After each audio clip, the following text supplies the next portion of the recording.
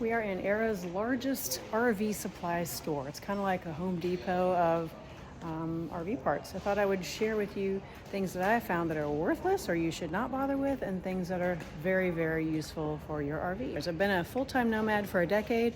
I've had a travel trailer, a van, and now a Class C RV. First of all, we have hitch parts. Okay, you're going to need a weight distribution hitch. If you have a trailer that weighs over, I don't remember the number anymore, some stupid low number, which almost none of them are, you're going to need a weight distribution hitch. And it also helps, a lot of them are dual. They also help you with sway, so sway control. Mine I didn't care for. I do not remember the brand, but just look over the reviews. You do want to use it. You do want to have it installed correctly, whether you do it yourself or you have someone do it for you. On that note, be really careful if you're pulling a travel trailer that you do not put too much weight in the very, very back. That's what's going to cause the sway to be the worst. So the heavier things, if you can, load them all up front. You also have to know your hitch weight, because there is only a certain amount of weight that can be put on your hitch on your vehicle. So find that number out, take your trailer to a weigh station and get the axles weighed and get the hitch weight weighed. This section is to keep people from stealing your trailer. I suppose there's a time and a place when you should use it, probably especially like elongated storage, but I live out on public lands full time. I've never worried about somebody towing my trailer away. It's not a thing, so you don't worry about that. I've seen these before, even though I've never used one, I suppose. This is good if you've got it parked in a neighborhood, like on the street. That's gonna help somebody not steal it. I had a really cheap one of these when I first hit the road thinking I needed it. And I just stopped using it because I didn't need it. But this is just it goes over the receiver part of the trailer.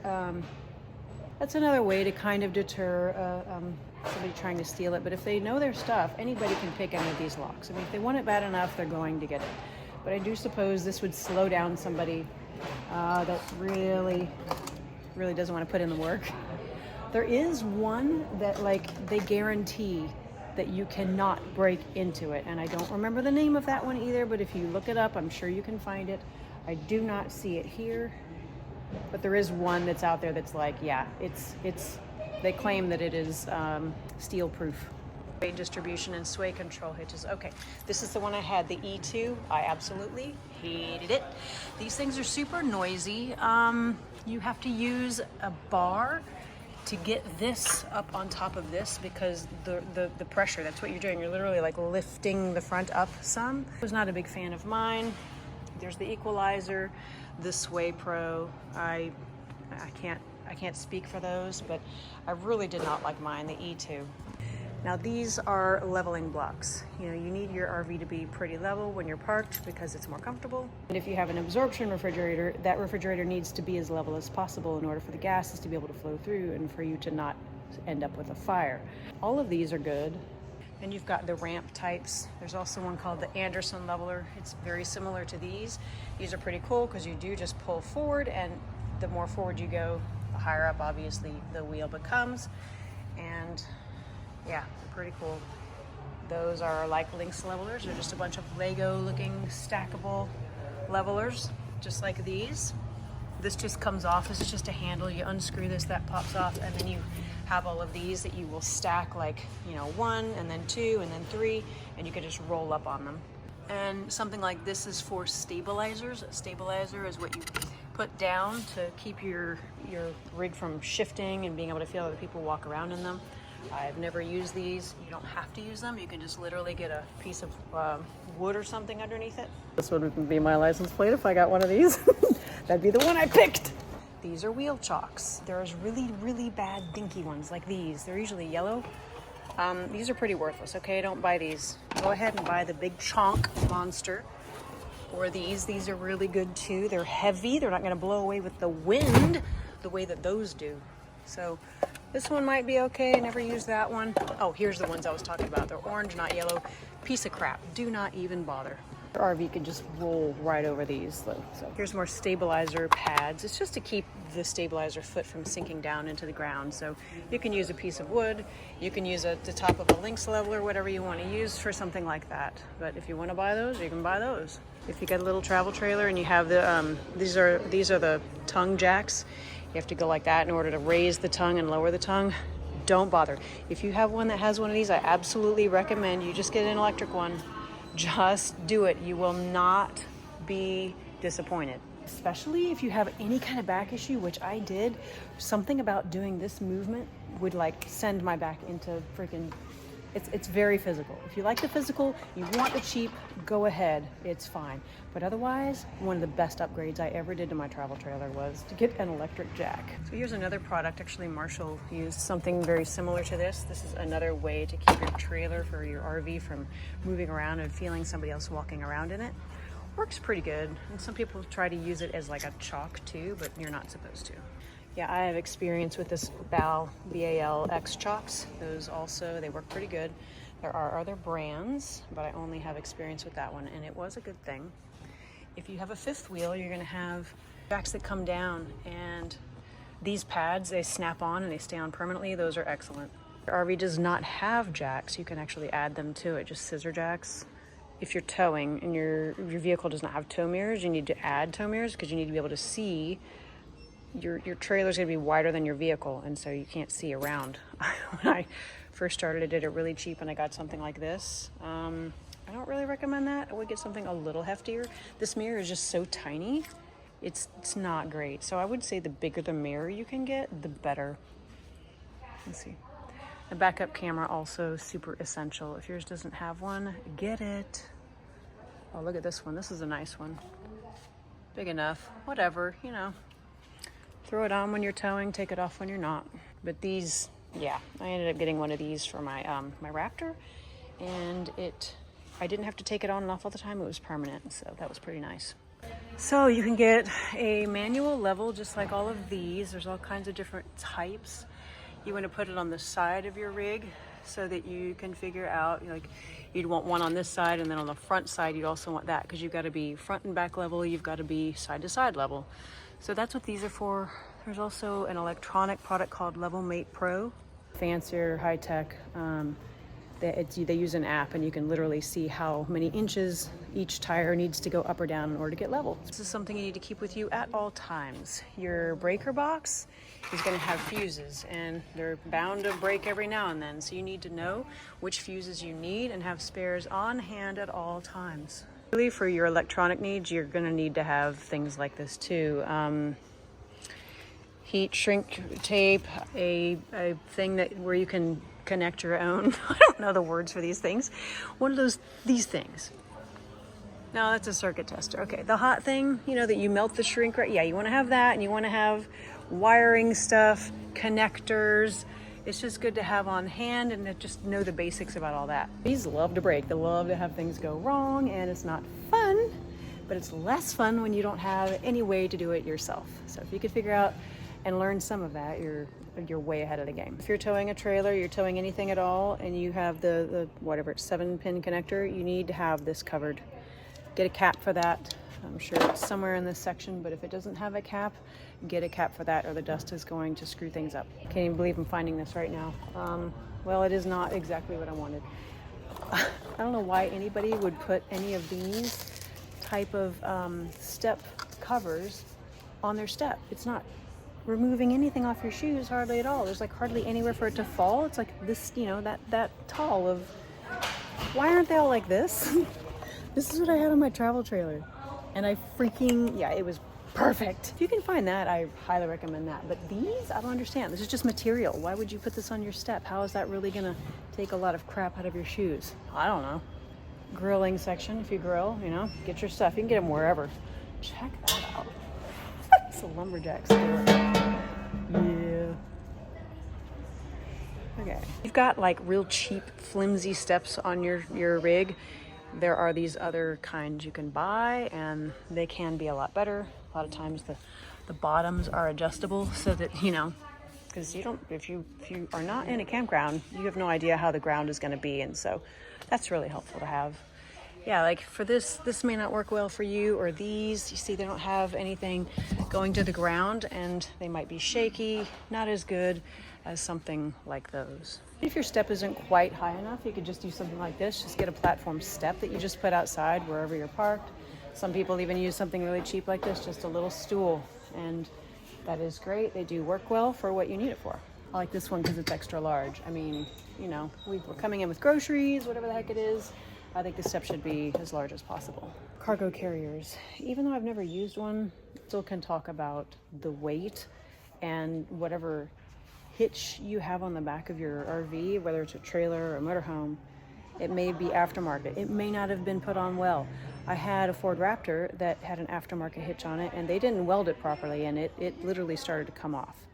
So first of all, check that. Check the welds, check everything about it, and make sure you know exactly how much weight you are allowed to put on the hitch and in the carrier. Now, if you decide you're gonna put like 2 generators back there, and they're big heavy generators, we're talking about weighting the back of that travel trailer again, and you're risking higher chance of sway, getting out of control with sway. So watch out for that. Watch out for the amount of weight you put on there, because not everything is secure and is gonna hold. You could have an accident, especially if you overweigh it. Now, people will typically use these white hoses to know that, like, oh, that's my drinking water. It's a drinking hose. So you need to get a water filter for filling up. That's the one I normally use, is the Camco. Yeah, do that. Keep your fresh tank a little cleaner, but you should be cleaning that fresh tank maybe every 6 months to a year or so. You can either buy some kind of water treatment. Some people throw just a little bit of chlorine in their system. I believe I've used this before, but I use the filter for water coming into my tank, but I also filter it again with my pitcher filter that I have. It filters out a lot more than this stuff does, but this is just to help keep your fresh tank fairly clean. So this is what your RV water tank might look like. Some of them are shaped funny because the manufacturer has to build them a certain way, but yeah, it's just literally a plastic tank. Your RV probably came with a really crap piece of doo-doo shower head, right? You can replace it. And you don't have to buy like a RV specific looking one. You can buy whatever you want. One of the main things, if you're off grid and you're conserving water, you need a shut off switch. Whether it comes on like these have a shut off switch on them, but usually it still dribbles. You can buy an inline switch on Amazon. I mean, that's where I've got mine, and it completely shuts the water off, and that is much preferred in my opinion.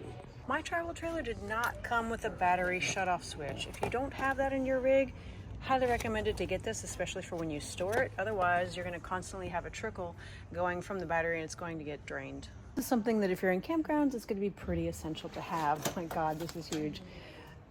This is what we call a dog bone connector. So if you have a 30 amp RV and you're at a park that only has a 50 amp connection, you have to get this dog bone so that you can plug the 30 amp end there, and then this is a 50 amp so that you can still plug in it. They have them up and they have them down, so same thing. They can go the opposite way too, where you're a 50 amp and you're only plugging into a 30 amp. You need a dog bone so they'll actually fit into that spot. There's different brands. I don't know that any are much better than the other. I wouldn't care at all. Let's see. I wouldn't probably get the very cheapest. I think Camco, yeah. Camco, and especially get the one with the power grip. Oh my God. Because this is so hard to pull off without having a handle like that. That is priceless right there. I wouldn't buy one without it. Like this one has, yeah, absolutely. Some of them don't have it at all, and I wouldn't bother with that. Like this one, well, it's got that little dude. Anyway, I've had them where they don't have anything to pull with, and it's no bueno. I even have them for 120. So like this is a 30 amp to 120, so that you can plug your 30 amp into that. That's right, you can. There's other sizes and shapes and all that, but you abso-freaking-lutely need one of these if your RV does not have it. It is a EMS. You don't want just a surge protector. I don't know that this is just a surge protector. It should say EMS on it. This just says surge protector, so that's not what we want. Electrical management system. It keeps brownouts from happening. It keeps the blackouts from happening, but it protects your RV from those two things, which can completely demolish your entire electrical system. Southwire is pretty good, but Progressive Industries is what I have considered to be the best. I don't see any EMSs here though. I only see surge protector. So maybe those are in a different section. I'll have to look. If you have a bed that lifts up and there's no way to hold it up, dude, get one of these. Bed lift kit, yeah. Get one of these dudes so it'll stay up. Absolutely worth it. Same thing, gas springs for if you have this kind of a opening cabinet. Get those because you're gonna hate it otherwise. I'm not sure why they made this product. I've never had an RV. I mean, I've never had a hanger come off of its hanger, but maybe that's a thing now. I don't know.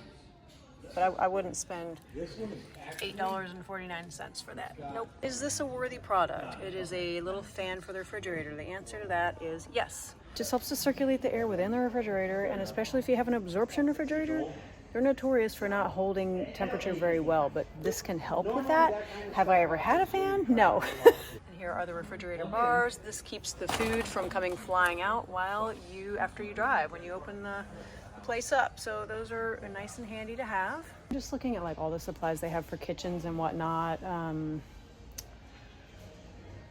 Decor stuff and all. Your RV has a weight limit. You can only put so much stuff in it because of the weight. So everything that you buy, you really should consider, I mean, depending on how much you're filling it, and it really depends on how much weight capacity you have and how much you're going to be putting in there. But if you are going to be filling it up or living in it full time, get most of the things as light as possible. It's worth it. Here's one. Be very aware that while you drive down the road, your paper towel is going to unravel itself.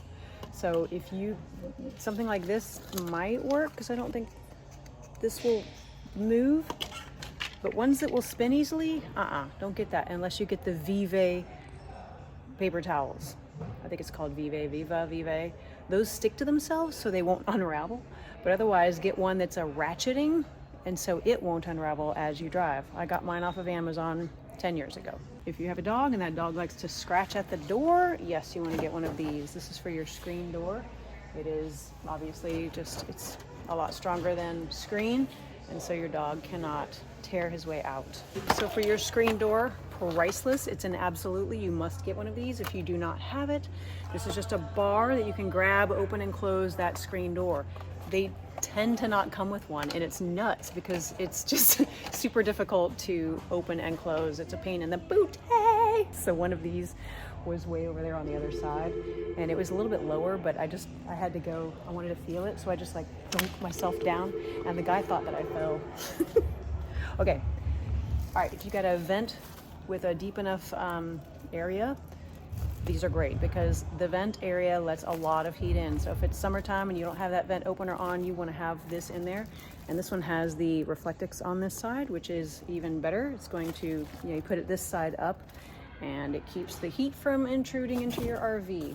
I'm debating what I'm going to get for mine. Mine aren't deep enough for this, but there are other covers that you can get, and I have one, even though I lost the magnets for it. Yay!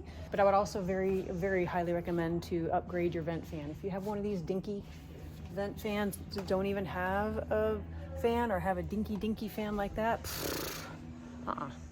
go ahead and upgrade that to one like this. Is cheap, ridiculous, horrible, not gonna move any air.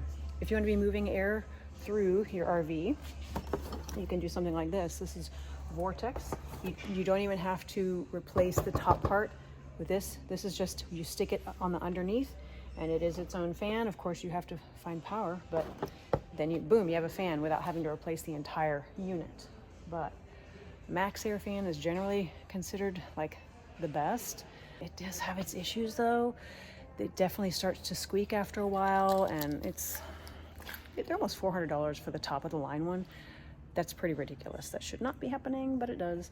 So I have opted to get a cheaper, like non-brand fan, which I got and I just installed in my RV. It seems to be working pretty well. Look at this. Oh, it is Max Air. I was like, Unimax. Someone's trying to copy Max Air. So with these vent lids, it's just open or it's closed, period. And if it's open and you leave and you come back and it's raining, well, you guessed it. Something like this is a permanent cover for a vent fan, and obviously it's going to keep the rain out, and that's why people get vent toppers like these. But the Max Air, this is close to what I just got. Mine's not a Dometic, but I just replaced that, something exactly like that in my bathroom. The one thing I'm not digging about it is it only has this one support arm. So when it closes, this side can flip up pretty easily. And dust can come in and all that. So that's just the way it is. But now you know. So the Max Fan Deluxe, yeah, $346. It was $3.99 on Amazon. This one, no rain's going to come in no matter what you're doing with it. It does come with a remote control. You can have the fan on with the vent closed, so it kind of works like a ceiling fan. Enjoyed my Max Air, except for the squeaking noise. That's pretty annoying, but you know, what are you going to do? If you have a travel trailer and you have 2 propane tanks sitting, you know, on the front or whatever, and you don't have one of these, I would highly recommend getting one of these. This is a regulator where you, when one of the tanks goes out, there's this little switch on the front that you turn it that way for this one to be open, you turn it that way for that one to be open. And I highly recommend that you keep a spare one of these on hand, especially if you're going to be out for a while, just in case you do develop a leak in one of your propane lines. So you can buy all kinds of different ones, just get the one that fits for you. Heaters. So most RVs will come with a furnace, but some do not. Or you may not want to use the furnace because it's super noisy. The Wave 3, 6, and 8 are fabulous. Fabulous, fabulous. They don't have any flame, so they're probably the safest of the types that are out there. Like my dog, her tail went in here on the buddy heater and it caught fire. Like it started burning her tail. With this one, that can't happen. It's a ceramic catalytic heater. And you do have to, you can connect it to your existing onboard propane tank by getting one of these longer hoses down here. And that's fabulous. Buddy heater is also great. It does have a little bit of an odor to it. You do need to vent your area. So keep that in mind when you get one of these, but it puts out a lot of heat. There's the big buddy, there's a smaller buddy, and there's even little buddies like this that you just run off these little tanks. You do run those off little tanks. This also runs off of little tanks, but you can do the same thing I was just talking about where you connect it to your own onboard propane tank.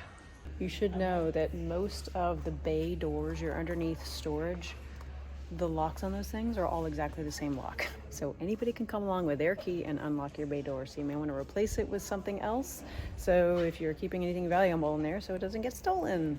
These are legit, these bug screens that if you have vents and things, the openings that aren't covered with something like this, you're going to get wasps and you don't want that. So go ahead with that if you please. I would always have some lap sealant on hand. There is Dicor, that's what I've always used. There is self-leveling and non-self-leveling, and they come in different colors as well. You'd use self-leveling for roof, and you'd use non-self-leveling for the sides of your RV. Butyl tape is good to have too, in case you need to like redo underneath a window or something. For your awning, this deflapper product, that would be a yes. It starts to flapping real hard, it's gonna tear, it's gonna break off. You really should just be taking it down if it gets really windy, but this does help greatly. This stuff is called Reflectix, see? And it's very good for using in your windows or maybe in the backs of cabinets to help keep the heat out as well. Yeah, good stuff. RV is not covered and it's going to be sitting in any kind of sun for any amount of time. Absolutely, you need to save your tires. They will prematurely age before the tread is gone, especially if you're only like a couple time a year person. Get your tire covers and put them on. That goes for your spare too. Ooh, you can get a Reflectix by the load here. Wow, that's pretty cool. Yeah, it's also good if you have really giant back windows and you want to like put this up while you're storing it. Pretty cool. Never seen that. The final thing I was going to tell you about is the toilet paper. I was going to talk about that, but they don't sell any, so I can't show you. So there's a big debate online. RV toilet paper, RV specific toilet paper or regular toilet paper. I've always used regular toilet paper. One thing you can do is like just shred it up a little bit. So you don't have to use this really crappy, thin, barely workable RV toilet paper. Yeah, so the reason you use it is because it's supposed to like dissolve faster, but just tear the pieces up a little bit before you use it, and it's fine. Use enough water and it's fine, or best of all, don't even put it down the toilet. Then you can use whatever the heck toilet paper you want. Batteries, your house batteries. I don't know why anybody would get a AGM or a anything but a lithium battery. Lithium batteries have come a long way. They're fantastic. You can use pretty much 100% of the capacity, and it's got zero maintenance. But a lead acid or an AGM, you have to check the water levels on the lead acid. You have to not go below 50% of the charge, or else you start to damage the battery. It's just, the prices are competitive enough now. Just get yourself lithium, but do your own research. There's things you need to know about lithium, as far as like, will the engine be charging it? Will it overcharge it? Do you need a DC to DC charger in order for that to be the case? Look up your own stuff about that. You're not going to get that information here. I have friends that help me with that stuff. I don't know that stuff. Okay, and then finally, generators. So portable generator. It's fairly common for somebody to get like a 2000 or 2100 watt generator. You want to get an inverter one, do not get a contractor generator. I hope they don't sell any of those here, because that's insane. Nobody likes a contractor generator. They're very, very noisy. They're awful. They don't belong in a campground. You'll probably get kicked out. Thanks. You'll probably get kicked out of a campground if you try running one in it. It's not going to work. And people on public land out there are going to be pissed off at you for running one. The inverter generators they're competitive now, price-wise. So just get yourself an inverter generator and you'll be able to do whatever you need to. Recharge your battery, run the microwave, whatever it is. Okay, I know you're going to die, but get used to it. If you're going to RV, you got to get used to sewer things, okay? It's good stuff. But one of the best things to have is a clear port that goes down. So this way you can tell when you're truly, really done draining your tanks, okay? Most kits are pretty good. Most of the hoses, there's not like too supreme of a brand. There used to be. I can't remember what it was, but I had it. Any old sewer hose pretty much will do. You can even separately buy a clear connector so that you can watch and see your poo coming out. It's good stuff. You can also combine your black tank with your gray tank. So there's a valve for that. Oh, I actually might be buying something today. With this, this is a cap for where all the black and gray tank comes out. But this extra little dude here, I can drip the gray if I want to, just by opening this little bitty cap. Yeah.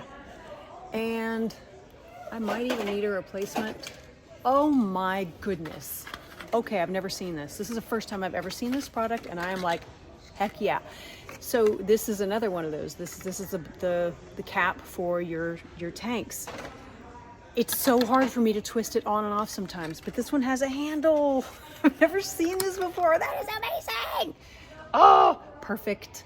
I'm buying this one because it also has this on it. So, oh man, that's exciting. Yay. Yay me. What else? So sewer hose supports. This is, if you're in a campground and your hose just goes to the ground, it may even be a bit of a bump up that the stuff can't get out very easily. So a lot of people will just get these hose supports that come down at an angle so that everything just flows out, so you don't have to worry about it. More poop things. Something called a poop pyramid that can happen if you don't use enough water down your toilet. If you poo a lot, and especially if you're not peeing in there, when the poo drops down, it just starts to form a literal pyramid, and it can clog the opening, so it can just literally stop anything from going down. Then you got to clog, and then you have a problem. This is why, number one, I don't put my toilet paper down. I didn't put my toilet paper down in my toilet because that will also contribute to the pyramid. So there are these products that you can like use to try to rinse the inside of the black tank. I think they're just completely unnecessary, really. I never had that, never had to do it, never ever had a problem with my black tank.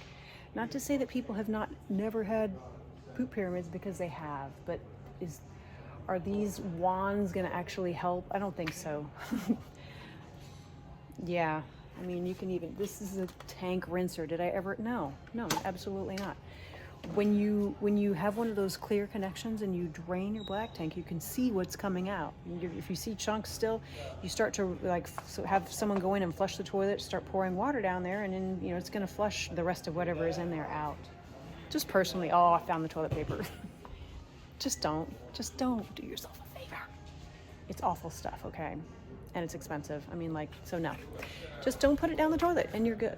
Yeah, see, they also have these flush valves that you can use, and you can you take it, there's spots where you connect a hose and the hose sprays water back up into the tank. I don't know. I don't see it. I don't see it being necessary at all, or really doing much. Go check out Fit RV. He did a video a long time ago about seeing if the whole putting ice down the toilet and into the black tank and then driving around with it, if that worked and did any good. It didn't. Do check. You know what I mean? So just don't bother. But I was looking for the valve that combines the black and the gray tank, and I don't see it. But that's literally all it does. And so if you want to double like your gray tank space, let's say you've got a compost toilet and you want to like have a way bigger gray tank, you could just make it so that both of those are combined, and it's super simple. Things that are going to help you with odors, yes, Happy Camper works quite well. You can also try vinegar. I've not tried the other brands, but yeah, Happy Camper, that was the top rated brand that back in the day when I used it. You've got other odor eliminators. Yeah, there's all kinds of stuff. Enzymes. Some people will throw enzymes down just to try to help break things down. Needing to break down. Again, it's the toilet paper. Just don't put your toilet paper down the toilet and you're good to go. And trust me, you think it's going to be gross? It's not. You look at it, you know you look at it. So you wipe, you look at it, because you need to know if you need to wipe again, right? Then you put it in the trash can. Brown side down, because that's how it's going to go anyway. So it's not gross. It's not going to sit there and keep stinking. Don't worry about that. And get a trash can with a lid if you need to, if you're really worried about that. Okay, that's it. We've been down every aisle. I hope that helped you out. Please give me a like and a follow, as they always say, because yeah, you'll learn about Burning Man here. You'll learn about RVing, RVs, being a nomad. I've done it for 10 years and I love it still. Okay, there you go. Pretty cool. You can get just about anything you need for your RV. You can get lots of places. Amazon, Walmart, this gigantic warehouse. It's pretty cool. Okay, toodles.